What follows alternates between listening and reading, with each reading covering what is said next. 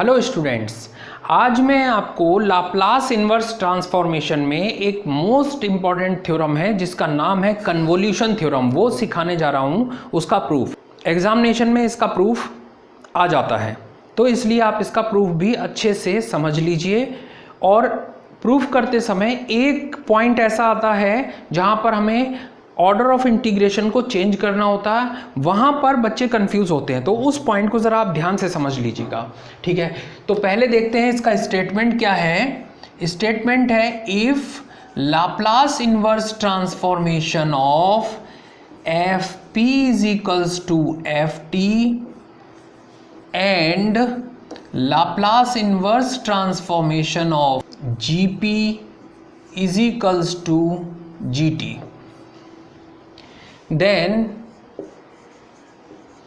Laplace inverse transformation of fp into gp ये क्या हो जाएगा, integration 0 to t f u g t minus u du। ठीक है, इन दोनों के प्रोडक्ट का लाप्लास इनवर्स ट्रांसफॉर्मेशन इस इंटीग्रेशन को सॉल्व करके जो वैल्यू आएगी उसके इक्वल होगा। अब इसको प्रूव करने के लिए अगर इन दोनों के प्रोडक्ट का लाप्लास इनवर्स ये वाला फंक्शन हो रहा है तो इस फंक्शन का लाप्लास ट्रांसफॉर्मेशन इन दोनों के प्रोडक्ट के इक्वल होना चाहिए। ठीक है, तो हम इसका लाप्लास ट्रांसफॉर्मेशन निकालते हैं। प्रूफ, सबसे पहला काम ये करें कि हम लेट कर लें एक फंक्शन फाई टी जो कि है 0 to t F U G T minus U D U. ठीक, अब डेफिनीशन से by definition of Laplace transform, क्या डेफिनेशन होती है, Laplace transformation of phi T, किसी भी फंक्शन का लाप्लास ट्रांसफॉर्मेशन क्या होगा, 0 to infinity E to the power minus P T into phi T D T. जब फंक्शन एफ टी होता है तो यहाँ एफ टी लिखा जाता था, लेकिन यहाँ पर हमारा फंक्शन फाई टी है तो हम यहाँ फाई टी नोट करेंगे। अब देखिए नेक्स्ट स्टेप में Laplace transformation of phi T कितना आ जाएगा, integration 0 to infinity E to the power minus P T, और फाई टी की जगह ये इंटीग्रेशन नोट कर दीजिए 0 to t F U G T minus U D you और बाद में डी टी। अब ये दोनों इंटीग्रेशन एक साथ नोट अगर हम कर देते हैं, integration 0 to infinity integration 0 to t E to the power minus P T F U G T minus U D U D T, ये हमने लिख दिया। ठीक है, अब यहाँ पर लिमिट की पोजीशन देखिए, यहाँ पर क्या बात आ रही है, हियर u की लिमिट हमारे पास है u is equals to 0 to u is equals to t। पहले इंटीग्रेशन में जो लिमिट लगेगी वो u की होगी, एंड दूसरे इंटीग्रेशन में t की लिमिट लग रही है t is equals to 0 to t is equals to infinity. हम अब इस इंटीग्रेशन का ऑर्डर चेंज करना चाहते हैं, उसके बाद ये क्वेश्चन इजीली सॉल्व हो जाएगा।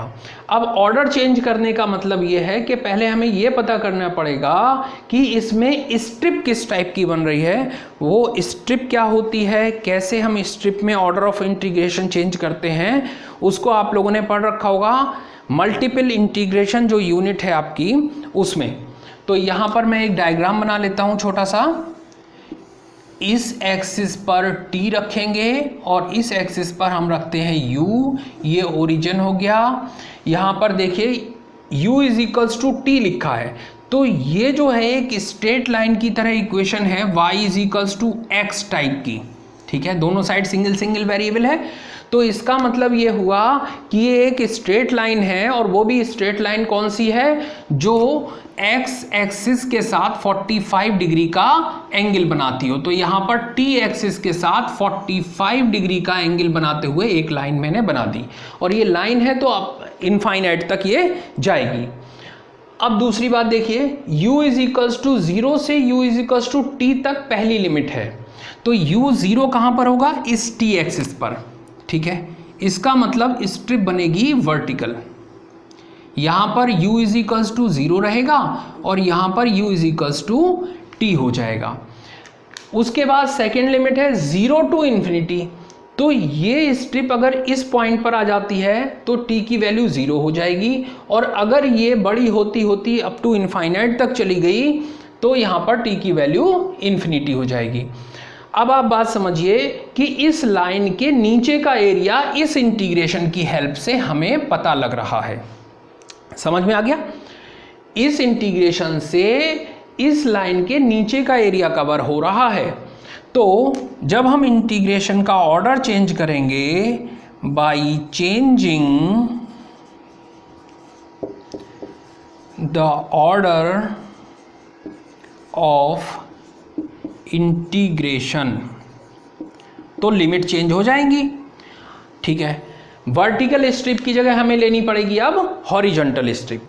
अगर हम हॉरिजॉन्टल स्ट्रिप लेते हैं तो यहां पर t की वैल्यू क्या रहेगी, u यहां पर, और इधर कहां तक जाएगी, अप टू इन्फिनिटी। तो लिमिट क्या बन जाएंगी, t is equals to u to t is equals to infinity, and u is equals to 0, क्योंकि ये स्ट्रिप यहां नीचे कहां तक आ सकती है, जहां पर t एक्सिस है यानी कि 0 तक, to u is equals to infinity, और ऊपर ये कहां तक जा सकती है, क्योंकि ये लाइन भी इनफाइनाइट तक जा रही है, तो ये स्ट्रिप भी तो या बड़ी होती होती भी इनफाइनाइट तक ही ऊपर जा सकती है, ठीक है। तो ये इसकी कंप्लीट रेंज आ गई। ये जो हमारा इंटीग्रेशन था, इसमें ऑर्डर चेंज करने के बाद नया इंटीग्रेशन क्या बन जाएगा, Laplace transformation of phi T is equals to integration. अब पहली लिमिट किसकी अप्लाई होनी है, u टू इन्फिनिटी, तो यहां लिख दिया u टू इन्फिनिटी, और दूसरी लिमिट है u की, तो 0 टू इन्फिनिटी। यहां पर जो फंक्शन है उसे नोट कर लीजिए, e to the power minus P T F U G T minus U D T D U, ठीक है। पहले यहाँ पर हमने t की लिमिट लगाई है तो यहाँ dt लिखा जाएगा, बाद में u की लिमिट है तो यहाँ du लिखा जाएगा। अब देखते हैं ये वाला इंटीग्रेशन कैसे सॉल्व होता है। fu जो है वो इस इंटीग्रेशन में कांस्टेंट की तरह ट्रीट होगा, क्योंकि यहाँ पर t के रेस्पेक्ट में इंटीग्रेशन होना है, पहला इंटीग्रेशन t के रेस्पेक्ट में होना है। तो fu को इस इंटीग्रेशन से बाहर नोट कर लेते हैं, इंटीग्रेशन 0 टू इन्फिनिटी, फिर fu नोट कर लिया, उसके बाद दोबारा से integration u to infinity e to the power minus P T G T minus U D T, और यहाँ पर मैंने लिख दिया du, ठीक है।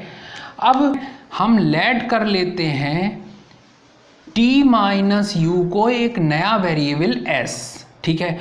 ये t के रेस्पेक्ट में डिफरेंशिएट हो रहा है तो u कांस्टेंट माना जाता है, इसका मतलब dt की वैल्यू ds के इक्वल हो जाएगी। अब बात कर लेते हैं लिमिट की, if t is equals to u then s is equals to, and t is equals to infinity then s, दोनों जगह पर s निकालना है। तो t की ये वाली वैल्यू हम यहाँ पुट करेंगे तो u माइनस यू कितना हो जाएगा, 0, और यहाँ पर t की जगह जब इन्फिनिटी पुट करेंगे तब रिजल्ट आएगा इन्फिनिटी। इसका मतलब यहाँ पर लिमिट बन गई 0 टू इन्फिनिटी। अब ये जो लिमिट बनी 0 टू इन्फिनिटी, ये हम यहाँ पर पुट कर देंगे और t की वैल्यू यहाँ से निकालेंगे तो s प्लस यू आ जाएगा। तो हमारा अब ये इंटीग्रेशन बन गया 0 to infinity F U bracket start integration 0 to infinity E to the power minus P, bracket में s प्लस यू जी, यहाँ पर t माइनस यू की जगह हम s पुट कर देंगे और यहाँ dt की जगह पर आ जाएगा ds, ठीक, और लास्ट में du। अब integration 0 to infinity F U bracket start integration 0 to infinity E to the power minus P S into e to the power minus P U G S D S D U. अब यहाँ पर u का ये जो term है इसे भी हम बाहर नोट कर दें तो हमें क्या मिल जाएगा, तो हमें मिलेगा integration 0 to infinity E to the power minus P U into F U, ये हो जाएगा integration 0 to infinity E to the power minus P S G S D S और यहाँ पर डी यू। अब इसकी वैल्यू क्या हो जाएगी, integration 0 to infinity E to the power minus P U F U और इसकी वैल्यू क्या बनेगी जी पी, साथ में डी यू, ये आ गया G P integration 0 to infinity E to the power minus P U F U और साथ में डी यू। तो अब ये इंटीग्रेशन फिर से देखिए क्या बन गया डेफिनेशन से, ये बन गया एफ पी, ठीक है। तो यहाँ पर एफ पी और जी पी की मल्टीप्लाई हो रही है जो कि किसके इक्वल है, Laplace transformation of phi T के इक्वल है। इसका मतलब हम नेक्स्ट स्टेप में लिख सकते हैं Laplace inverse transformation of F P into G P is equals to phi T. अब फाई टी कितना था, integration 0 to T F U G T minus U D U. ये हमारे कन्वोल्यूशन थ्योरम का प्रूफ हो गया। उम्मीद करता हूँ ये प्रूफ आपको बहुत अच्छी तरह से समझ में आ गया होगा। Thank you.